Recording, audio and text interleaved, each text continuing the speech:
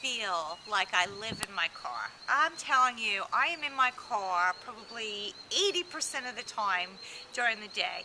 I'm driving, I'm sitting in traffic, so what do? I stuff up my trunk with all of my stuff. I've got a blanket, I've got a hat, I've got a pair of boots, I've got my files, I've got so much stuff in my trunk, I could live in my car. And the other day when I was carrying my golf clubs, because I went golfing with a couple of friends, I was carrying my golf clubs and I thought to myself, I have so much stuff in this golf bag. I could practically live in the golf bag.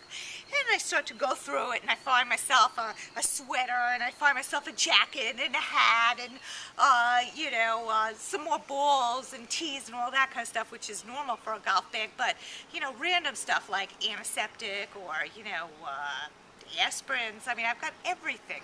You name it, I've got everything in that backpack, in my golf bag.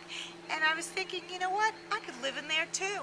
So where should I live? Should I live in the car or should I live in the golf bag? Your choice.